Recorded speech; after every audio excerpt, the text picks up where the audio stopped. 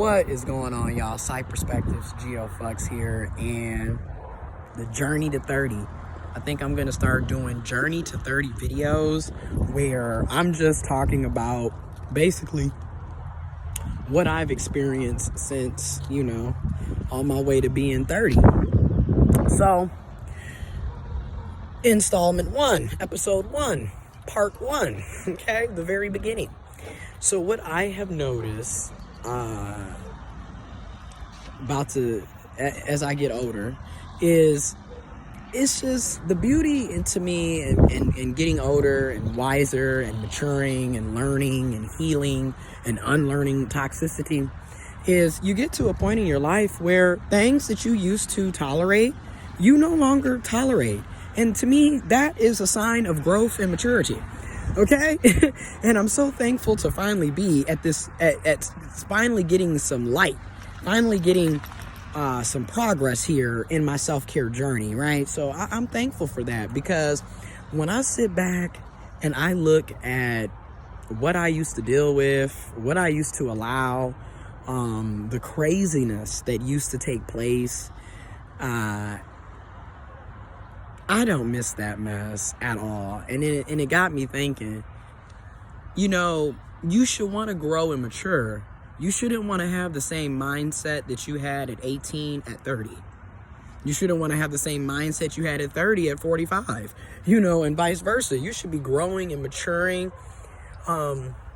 So what I mean by that is the sense of having to constantly seek validation is no longer my problem. Now, literally, May 5th, Cinco de Mayo, will mark 2 years since I've been in therapy, counseling. So, yes, it works. It works. However, you have to do the work. You can't just think you finna go to the therapist, but then you're not being forthcoming and honest and transparent. You can't think you're gonna go to counseling, but then you're not gonna practice any of the coping mechanism, any of the skills, any of the homework exercises and what have you that they're giving you in the counseling sessions. You have to do the work. You have to be willing to dig deep, and that's just keeping it real. And sometimes you end up having to relive trauma, because a lot of times, especially with those of us that have been through numerous traumatic experiences, we tuck stuff in the back of our mind and try to play it off like it didn't happen. And it's a trauma response, and I get it. But when you take the time to get into therapy counseling and you're really working on healing, you might have to relive some of that to get to the root. And that's for real. And I'm not going to sit up here and say that it's easy. It's definitely not easy, and it's not a walk in the park. However, it's well worth it, in my opinion. So, so for me, I used to constantly have to seek validation from others, aka people pleasing, aka toxic codependent. And I always like to say that I am a recovering codependent. I am a recovering people pleaser. Because that was me. And a lot of us, we grow up in toxic, dysfunctional households where we're literally taught that's how we have to live in order to survive, because we're trying to, walk on our tippy toes. You're basically walking on eggshells to avoid causing any issues with the toxic, dysfunctional, abusive person or persons, because oftentimes where there's one narc, there's another. Where there's one toxic person, there's another. You'd be surprised. You end up being in a family full of toxic ass people, and it is what it is. These are literally learned traits that end up being passed down generation after generation. And again, therapy and counseling can help a lot of us break those generational curses that plague our families, our friends, our communities, our society, our world. So I'm going to keep encouraging therapy and counseling. I'm going to keep advocating for universal health care, so everybody can have access to quality, accessible, inclusive mental and physical health care and resources. So let's talk about it. So A second thing that I no longer participate in, I believe actions over words. So I let people, show me through their actions if I'm going to deal with them, if I'm going to continue to put time, energy, resources, and engage with them, right? And I'm a firm believer in what Dr. Maya Angelou, the great Dr. Maya Angelou said, paraphrasing one of her many quotes. When a person shows you who they are, you really need to believe them the first time. Because oftentimes people already have shown you through their actions or lack thereof that, again, they're not good people, and they're not the type of people that you should be wasting your time with.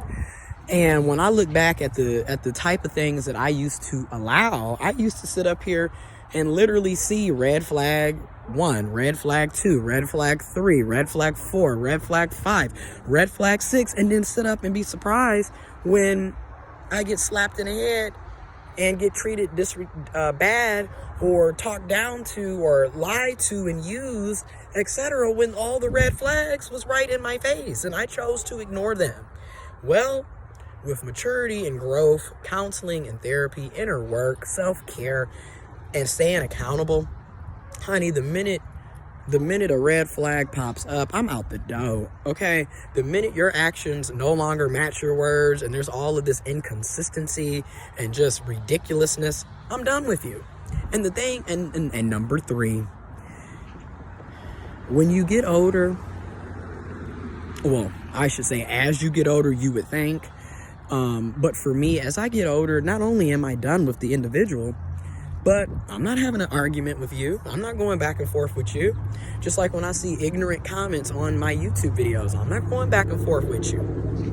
You're not getting my energy. Because if you notice, oftentimes, all people want to do is, and like I made a video earlier this year, misery loves company. Oftentimes, all these people want to do is try to pull you out of your element. Pull you out of your zone, pull you into their toxicity, their anger, their hate, their bitterness, their insecurities, their problems. So not only will I stop dealing with you, I'm not finna go back and forth with you. I'm gonna exit stage left and pay you dust. And which brings me to the final point of this video. Especially when you are dealing with toxic people, narcissistic people, emotionally unavailable users, liars, manipulators, the best way to deal with people like this is to ignore them. Because that's just it. They're constantly fishing for your attention. They're constantly fishing for your reactions. They're constantly fishing. They want to see you angry. They want to see you cussing and yelling and fighting and fussing. They want to see you being pulled out of character. They want you to act a fool. And then while you're doing all of that, they're sitting over there looking calm, cool, and collective. And you're the one looking like a psychotic person. I'm just being real. And this is what toxic people love to do. So the best way to deal with toxic people is to simply pull back, ignore, go no contact, and pay them no mind. Okay? They hate that shit. Because that's what they feed off of. Attention. But these are things that I have learned over the past couple of years through life. And I'm going to continue to kind of try to do my best to share this information. Now, don't get me wrong. Is everything perfect? No. Am I always doing what I'm, using these positive coping mechanisms? I would say within the 2 years, I'm going to be real. It's about a 50-50. Sometimes it's more of a 60 to 70. But if I'm being completely honest and transparent, it's about 50-50. But I'm getting better and better and better and better at it. I'm getting to the point where I'm able to catch my own triggers, and I'm able to, hold myself accountable, talk myself out of how I used to respond to certain things. I'm getting better at it. And it takes time. So I'm not going to sit up here and say, like I said, it's not going to be a walk in the park. It's not going to be necessarily easy, but it is well worth the journey. It's well worth the work.